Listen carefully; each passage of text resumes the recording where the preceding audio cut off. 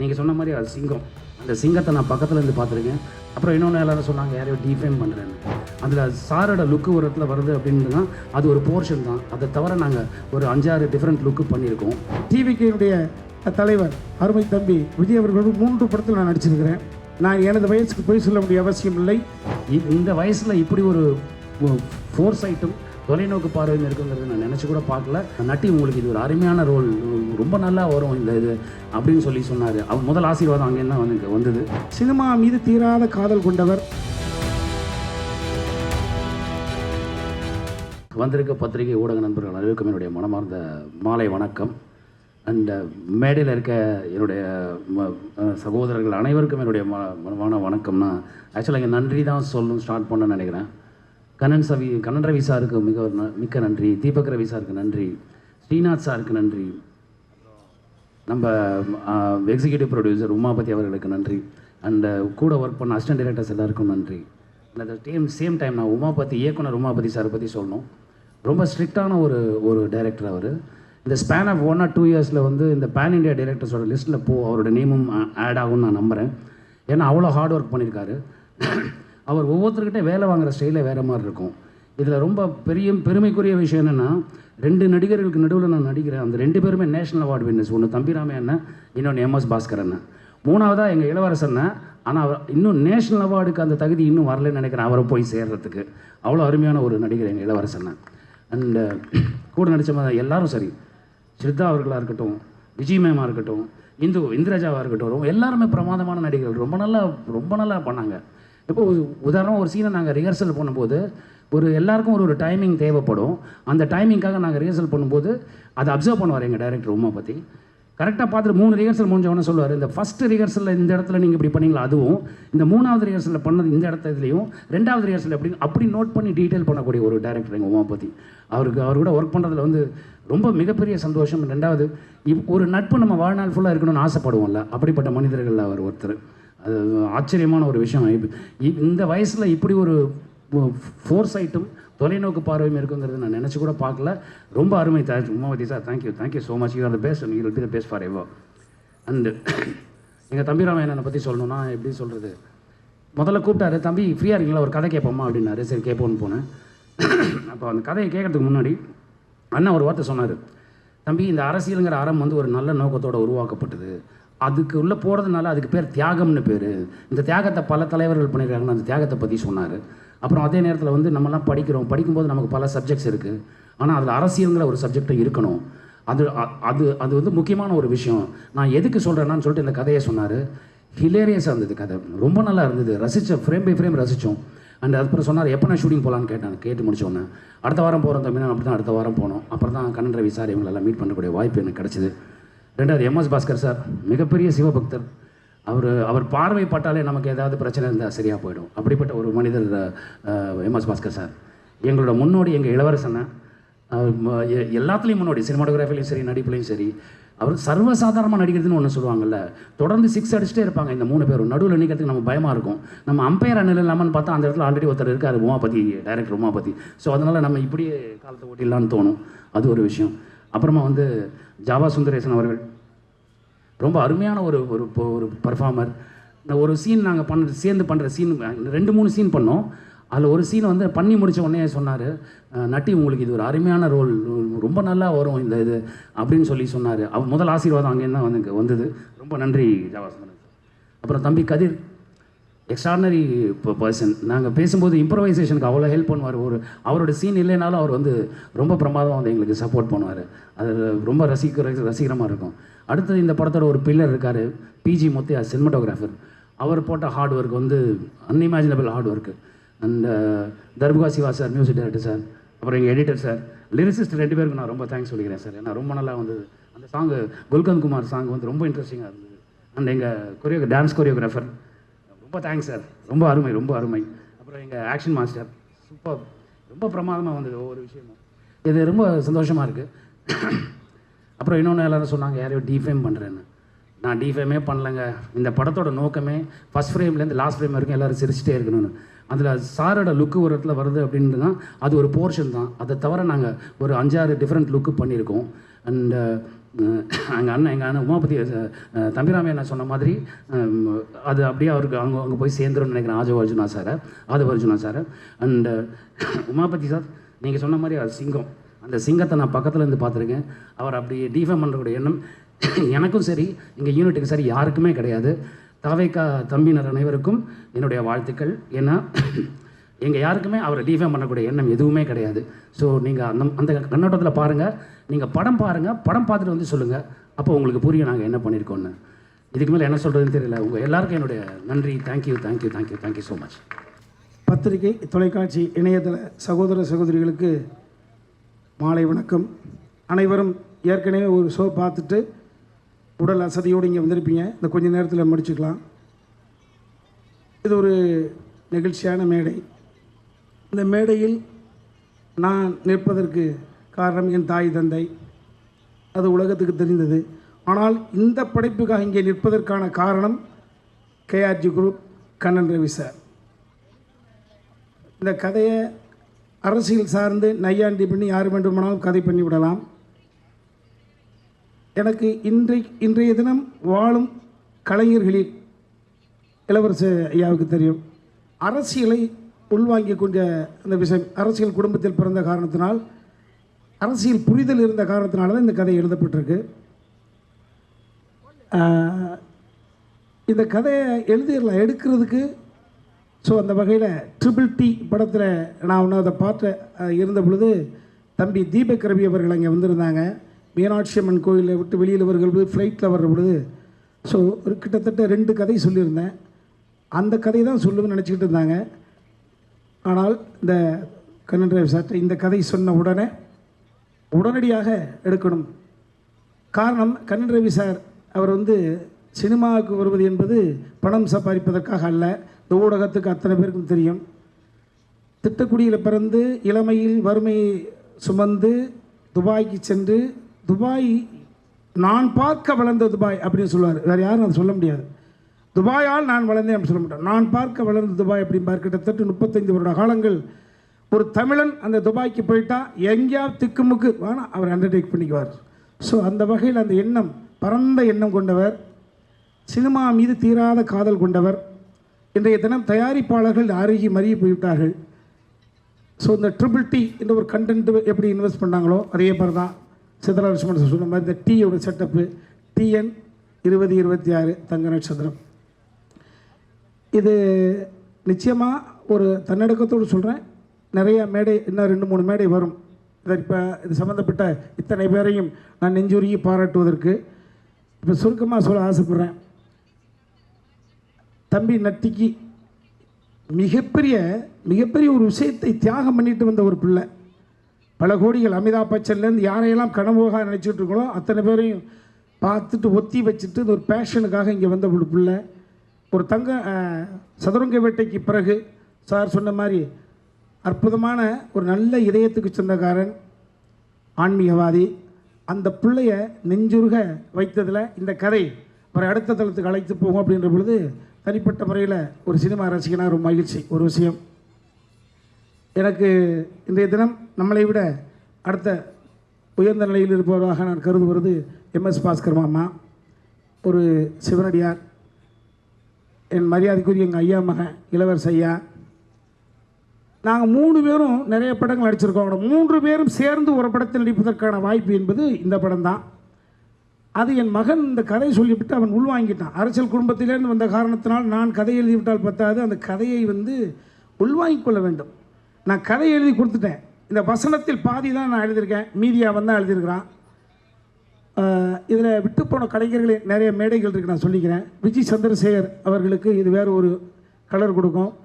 என்ன அருமை மகள், ஆமாம், மேடையில் பேசுகிற பொழுது அப்படி நெகிழ்ந்தேன். என்னன்னா மடை திறந்த வெள்ளம் போல் ஒரு ஃப்ளோவில். ஆமாம், காலம் உங்கள் அப்பா இருக்கிறதுடா, மேலே இருக்கார், இறைவனாக இருந்து ஒரு முறை ஒரு வழி நடத்துகிறாரு. ஆமாம், அந்த பிள்ளையை நான் பார்க்குறப்ப சொன்னேன், ஒரு பர்பீல் சுல்தானா போல் நீ நிறைய படி, மிகப்பெரிய உள்வாங்கக்கூடிய திறன் இருக்குது, மெமரி பவர் இருக்குது, மேடை ஆளுமை இருக்குது. ஸோ மல்டி விஷயத்தில் போ, பன்முகத்தன்மையோடு போ அப்படின்னு. ஸோ அந்த பாப்பா அதை உள்வாங்கிட்டது. அதே போல் ஒரு பரதநாட்டிய கலைஞராக ஒரு கலைஞர் தேவைப்படுகிற பொழுது கும்கி 2 ஹீரோயின் வந்து சிர்தா ரவி வந்து அதை உள்வாங்கிட்டு ஒரு பரதநாட்டிய மங்கையாவது நடிச்சிருக்கிறாங்க. அருமை தம்பி முத்துக்குமார். ஆமாம், ஒரு தமிழ் உச்சரிப்புக்காகவே அந்த காலத்துலேருந்து எடுத்தோம்னா அதில் இன்றைக்கி சமீபத்தில் ஒரு தமிழை எப்படி உச்சரிக்க வேண்டும் என்ற ஒரு விஷயத்தை அடுத்த தலைமுறை பிள்ளைகளுக்கு இவனை பார்த்து பொறாமைப்படக்கூடிய வகையில் அந்த அற்புதமான பிள்ளை அது இந்த படத்துக்குள்ளே வந்தது. என் அருமை மகன் கதிர், ஆதித்யா கதிர், செல்ல பிள்ளை, தங்கமானவன். நம்மளை உட்கார வச்சு நமக்கு பக்கத்தில் நம்மளை கிண்டல் அடிப்பான், நம்மளுக்கே தெரியாது. அவ்வளோ பெரிய மிகப்பெரிய. அதே மாதிரி ஜாவா சேதுராமன், எத்தனை காட்சி தம்பி சார் சொன்னாங்களா வர்றேன். ஸோ இப்படித்தான் எல்லோருமே வந்தாங்க. ஜாவா சுந்தரேசன், அதே போல் இந்த மேனேஜர் தர்புகா சிவா. நிச்சயமாக தர்புகா சிவா என்னாவே கிட்டத்தட்ட வந்து ஒரு மெலடி அப்படி. ஸோ இந்த படம் என்பது என்கிட்ட சொன்னான், சார் உங்கள் பிள்ளை கதற காதலிக்கிறார் சார் அப்படின்னாப்புல. ஸோ இப்போவும் மேடைக்கு வர முடியாததற்கான காரணம் அடுத்து ஒரு ரீலில் ஒரு கரெக்ஷன் சொல்லியிருக்கான். ஸோ இன்டர் காலேஜ் காம்படிஷனில் என் பிள்ளை வந்து கல்லூரியில் சாங்கை சூஸ் பண்ணி ஆடிடுது. அதான் ஸோ இசை என்பது அவனுக்கு இயல்பில் இருக்குது. வீட்டுக்குள்ளே உட்காந்து எப்பொழுது ஒரு காட்சியை விசப்படுத்துகிற பொழுது அந்த கதையை உள்வாங்கிட்டதுனால தான் வந்தான். இந்த கதையை ஆஃப்டர் மேரேஜ் முதல் உமாபதி ராமையா வருகிறானே என்கிற பொழுது ஒரு தந்தைக்கு பதட்டம். இப்போ எனக்கும் அர்ஜுன் சாருக்கும் நீங்கள் கம்பேர் பண்ணிட்டீங்கன்னா இப்போ யாரும் தம்பிராமையாவோட மகன் சொல்கிறதில்ல. அன்னைக்கு அவங்க வீட்டுக்கு போகிறேன், உமாபதி அர்ஜுன் பிரபண்ண பேசுகிறார், தம்பி அர்ஜுன் மரமன் எப்படி இருக்கான் அவன் ஓகே. ஸோ இப்போ ஆஃப்டர் மேரேஜ் கதாநாயகனாக இருக்கணும், மார்ஷல் ஆர்ட்ஸ் எல்லாமே கற்றுக்கிட்டாப்புல, டான்ஸர், கொஞ்சம் வெயிட் பண்ணுங்கன்ற பொழுது இப்போ எனக்கு என்ன விஷயம் அப்படின்னா இவன் கதையை உள்வாங்கிட்டான்னு எனக்கு நல்லா தெரியும். ஆனால் தயாரிப்பாளர்கிட்ட சொல்லி எப்படி ஓகே வாங்கினது போல் அதற்கு முன்பாகவே அர்ஜுன் சார்கிட்ட போய் உட்காந்து என் மருமகளையும் உட்கார வச்சு இந்த கதையை தாங்க எடுக்க போகிறான் அப்படின்னு அவர்கள்ட்ட என் பிள்ளை தான் நான் ஒன்று பெருமையான விஷயம் தானே யார் மனசும். ஸோ இந்த அளவுக்கு அணுகுமுறை கொண்டவன் நான். யார் மனதையும் சிஞ்சிற்றும் கூட வேதனைப்படுத்தி விடக்கூடாது. அட்டென்ஷன் சீக் கிரியேட் பண்ணி தலைப்புச் செய்தி ஆகுவதில் எனக்கு உடன்பாடு கிடையாது. இதுவரை எனது வாழ்க்கையை அப்படித்தான் அமைத்து கொண்டேன். யார் மனசு சின்ன சங்கடத்தை கூட ஏற்படுத்திடக்கூடாதுன்றதுக்காக. என் மகனை என் மருமகள் வீட்டுக்கு வந்த பொழுது கூட அர்ஜுன் சாருக்கு 2 மகள்கள் தான் இருக்கிறார்கள். அவருடைய இன்சியலை போடுவதற்கு அங்கே ஆள் இல்லை. என் அன்பு மகனே பொண்ணு அந்த ஐஸ்வர்யா மருமகள்கிட்ட ஐஸ்வர்யா உமாபதி அப்படி இல்லை, ஐஸ்வர்யா அர்ஜுன் தான் போடணும். இது நான் கல்யாணத்துக்கு முன்னாலேயே ப்ரிப்பேர் பண்ணிக்கிட்டது. உங்கள் இருவருக்கும் சீக்கிரம் குழந்தை பேரும், அது உங்களோட ப்ராப்பர்ட்டி. அதுக்கு உங்களுடைய பையன் உமாபதி பட்டுக்கட்டும், என்ன பேர் வைக்கிறீங்களோ. ஸோ எல்லாத்தையும் யார் மனதையும் அடுத்தவர் இடத்திலிருந்து பார்க்கக்கூடிய அளவு தான். அந்த அளவுக்கு ரொம்ப மெல்லிய மனதுக்கு சொந்தக்காரன் நிச்சயமாக என் கூட. ஆமாம், யாரும் எந்த முடிவிலையும் சின்ன சங்கடத்தை கூட ஏற்படுத்தக்கூடாது. அந்த அளவுக்கு இருக்கக்கூடியவன் இந்த கதையை எந்த அளவுக்கு யார் மனசையும் கோபப்படுத்திடக்கூடாது, சங்கடப்படுத்திடக்கூடாது, அந்த பொறுப்புணர்வோடு எழுதப்பட்டது. ஆமாம், இதில் இன்றைய தினம் டிவிகேனுடைய தலைவர் அருமை தம்பி விஜய் அவர்களோடு 3 படத்தில் நான் நடிச்சிருக்கிறேன். அவர் 2 படம் கேமரா பண்ணியிருக்காங்க, யூத் அண்டு புலி. நிறையா பேர் அவரோட சம்மந்தப்பட்டிருக்கோம். ஸோ டீசர் ஒன்று வந்திருக்கு. இந்த டீசரில் தம்பி ஒரு குறிப்பிட்ட ஒரு அந்த லுக்கை மட்டும் பார்த்துட்டு ப்ரெடிக்ட் பண்ணி இப்படி ஆயிருமோ அப்படி ஆயிருமோ. நான் எனது வயசுக்கு போய் சொல்ல வேண்டிய அவசியம் இல்லை. இன்றைய தினம் வேட்புமனு தாக்கல் என்றால் TN 2026 தங்க நட்சத்திரத்தினுடைய படத்தினுடைய நாத்திக முன்னேற்ற கழகத்தினுடைய வேட்பாளர்கள் இன்று வேட்புமனு தாக்கல் செய்தோம் என்றால் பத்திரிகையாக நீங்கள் 8ஆம் தேதி இரவு வாக்கு எண்ணிக்கை அன்றைக்கி தான் ஓட்டுப்பதிவு. நீங்கள் பார்த்துருவீங்க, நீங்களே சொல்லுவீங்க. 8ஓ 9ஓ தயாரிப்பாளர் ஐயா சொல்லுவாங்க, தம்பி ஸ்ரீநாத், இந்த EP உமாபதிலாம் சொல்லுவாங்க. ஸோ அன்றைய தினம் நீங்கள் பார்க்கிற பொழுது அன்றைய தினம் ஸோ 10ஆம் தேதி அன்றைய தினம் மக்கள் கைக்கு இது போய் சேர்ந்துடும். 8 வரைக்கும் தான் எங்களுடைய படம், 8க்கு பிறகு உங்களுடைய படம், 10க்கு பிறகு மக்களின் படம்.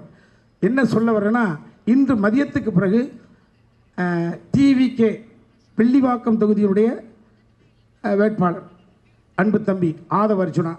ஆதவ அர்ஜுன் எல்லா கட்சிகளிலும் எனக்கு தம்பிமார்கள் இருக்கிறார்கள். நாம் தமிழர் இயக்கத்திலிருந்து, டிவிகேயில் இருந்து என்று சொல்லுது, ஆளும் கட்சியாக திராவிட முன்னேற்ற கழகத்திலிருந்து, ஆண்ட கட்சியாக அண்ணா திராவிட முன்னேற்ற கழகத்திலிருந்து, இது 4வர் கூட்டணி. இப்போ 5வர் கூட்டணி என்று ஆரம்பித்திருக்கிறது யார்? சசிகலாமா கட்சியிலேருந்து சசிகலா அம்மாவும் ஐயா ராமதாஸ் ஐயா ஒரு கூட்டணி, 5வர் கூட்டணி, 5வது கூட்டணி இல்லையா.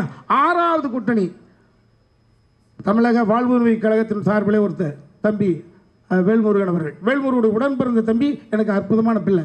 ஸோ இத்தனை பேரையும் எல்லா இயக்கத்திலும் எல்லோரும் எனக்கு இருக்கிறார்கள். அத்தனை பேருக்கும் பதில் சொல்ல கடமைப்பட்டவன். எனது வாழ்க்கையாவது ரிஸ்க் எடுக்கலாம், நான் புதிதாக இனி பார்ப்பதற்கு ஒன்றுமில்லை. எனது மகனுடைய வாழ்க்கை என்கிற பொழுது பொறுப்பு அதிகமாக இருக்கிறது. என்னன்னா, நான் ஒரு கதையை எழுதி கொடுத்துட்டேன். ஜென்சிட்டி என்று சொல்லக்கூடிய வகையில் அந்த படைப்பை எனக்கே பிரமாதமாகப்படுத்தி காமிச்சிட்டாப்ல.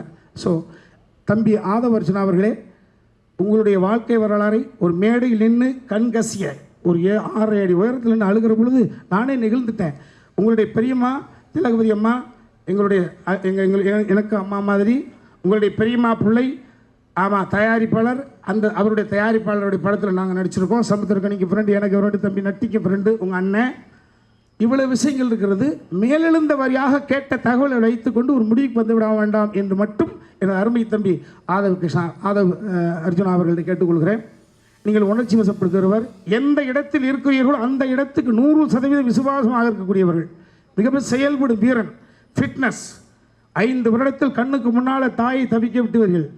ஆமாம், இந்த உணர்வெல்லாம் உள்வாங்கிறவன். ஸோ நான் யாரை பற்றி கேட்டாலும் பதில் சொல்ல முடியும், அவ்வளவு ஆய்ந்து பார்க்கக்கூடிய இடத்தில் இருக்கிறவன். அன்பு தம்பி அவர்களே, ஆதவ அர்ஜுனா அவர்களே, நீங்கள் சங்கட்டப்படக்கூடிய வகையில் இந்த படம் ஒரு நூலளவு கூட இருக்காது. இதையா நாம் சங்கட்டப்பட்டு விட்டோம் என்று நீங்களே எனது நம்பர் தேடி அண்ணா அப்படி என்று பேசுவீர்கள். அப்படித்தான் இந்த படம் இருக்கும் என்று ஒரு சிறு விளக்கத்தை மட்டும் இந்த இடத்தில் கொடுத்து கொண்டு, அன்பிற்குரிய பிரசன்ட் மீடியா, எனது மகன் போராட்டத்தில் என பல வருடங்களாக போராடி பயணம் போய்கிட்டே இருக்கோம். இந்த படத்தை நிச்சயமாக 8ஆம் தேதி இரவு எனது அன்பு சகோதரர்களும் படத்தை பார்த்து முடித்த பிறகு எனக்கு வீட்டுக்கு ஃபோன் பண்ணுவீங்க. அந்த நம்பிக்கை எனக்கு இருக்கிறது. Excellent fun. அவன் நெப்போட்டிசம்ன்ற கான்செப்டில் போய்விடக்கூடாது என்பதற்காக ப்ரீவியஸ் நிறைய இயக்குநர்களிடம் அவரை நான் ஒப்படைத்தேன். நான் கூட இயக்கினேன். எங்கும் அவன் சரி அவர் எதிர்பார்த்து நடக்கவில்லை என்கிற பொழுது, தொழில்நுட்பம் இசையா அன்பு தம்பி ஒயிட் லோட்டஸுடைய ஓனர் ஒன்றாவது பார்ட்னர் தம்பி சுகுமார், மைனா கும்கி படத்தினுடைய கேமராமேன், அண்ணே என்னென்ன தம்பி சிஜினா இவ்வளவு நாலேஜபிளாக இருக்காப்புல, தர்புகா சிவா. இதுதான் ஒரு தந்தைக்கு கொடுக்கக்கூடிய ஒரு மகிழ்ச்சியை கொடுத்துருக்குறோம். அந்த மகிழ்ச்சி நீங்களும் உணர்கிற பொழுது எனக்கு மகிழ்ச்சியாக இருக்கும். நன்றி சார். ஒரே ஒரு கேள்விக்கு மட்டும் நீங்கள் பதில் சொல்லணும். நிறைய திரைப்படம் பண்ணியிருக்கீங்க, நிறைய திரைப்படம் நடிச்சிருக்கீங்க, நிறைய பேர் கூட வேலை செஞ்சுருக்கீங்க. முதல்ல நீங்கள் பெற்ற மகன் ஆக்ஷன் சொல்லி நடிக்கிறப்ப அந்த உணர்வு எவ்வளோ மகிழ்ச்சியாக இருந்தது? ஆமாவா, அரசியல்வாதி, தொழிலதிபர்கள், சினிமாக்காரர்கள் அப்பனும் மகனும் சேர்ந்து செய்வது என்பது ரொம்ப கொடுமை. இன்றைக்கு கூட ஒரு தலைப்பு செய்தி வந்திருக்கும், மகனுக்கு தான் சீட்டு கொடுத்துருக்காங்க, ஆனால் அப்பா பிரச்சனை பண்ணுறாரு, கேள்விப்பட்டிருப்பீங்க. ஸோ அப்பாவும் மகனும் சேர்ந்து செய்வது அது அந்த அளவுக்கு என்னை நான் அதை விட அவன் பக்குவப்பட்டிருக்கான். நான் எமோஷன் ஆனாலும் அவன் பேலன்ஸ் ஆகிக்குவான். அவன் எமோஷன் ஆகிறதுக்கான வாய்ப்பே கிடையாது, வாய்ப்பில்லை. அவன் கோபம் இல்லாத அளவுக்கு சகிப்புத்தன்மையோடு எங்களை டீல் பண்ணான். அது எம்எஸ் பாஸ்கர் மாமா அவர்களுக்கு தெரியும், இளவரசாருக்கும் தெரியும். ஸோ அந்த மெச்சூரிட்டி அவன்கிட்ட வந்துருச்சு. எனக்கு என்ன, எனக்கு 20களில் வந்த மெச்சூரிட்டி அவனுக்கு 30களில் வந்திருக்கு, அவ்வளோதான். நான் சுயம்பாக வந்தவன், அவன் ஒரு சப்போர்ட்டில் வந்தவன், அவ்வளோதான். இதான் உண்மை, இதான் ட்ராவல். எந்த தந்தையரும் சுயமாக மேலே வந்து கொண்டிருப்பவர்கள் ஒரு 15 வயதில் நாம் பெற்ற மெச்சூரிட்டி நமது பிள்ளை பெற்றுவிட வேண்டும் என்று எதிர்பார்க்க முடியாது. ஸோ அவன் அந்த மெச்சூரிட்டி அடைஞ்சிட்டான். ஸோ அந்த வகையில் அவனோட ஒர்க் பண்ணுற பொழுது நான் எல்லாத்தையும் கொடுத்துட்டேன். அவன் டேஸ்ட் டோட்டலாக ஒதுக்கிட்டேன்ல. நான் இன்னும் சொல்லப்போனால் பாதி காட்சிகளுக்கு மேலே நான் சிம்பதேவனுடைய படத்தில் இருப்பேன். அதெல்லாம் தம்பி இவர் பேசுவார், ஹீரோ பேசுவார். ஸோ அதனால் எந்த பிரச்சனையும் கிடையாது. ஆமாம் தம்பி பிஜி முத்தையா சொன்னீங்க, தம்பி ராமையண்ணன் படம் அழைச்சி கொடுத்த உடனே எனக்கு ரவுண்ட்ஸாக கண்டினியூவாக படம் உருவாகுதுன்னு. அது அப்படி அல்ல, அது உங்கள் திறமைக்கான விஷயம். அது என் தாய் தந்தை எனக்கிட்ட ஆசீர்வாதம். அந்த ஆசீர்வாதத்தில் உங்களுக்கு கொஞ்சம் கிடைச்சிருக்குன்னு நினைக்கிறேன். நன்றி.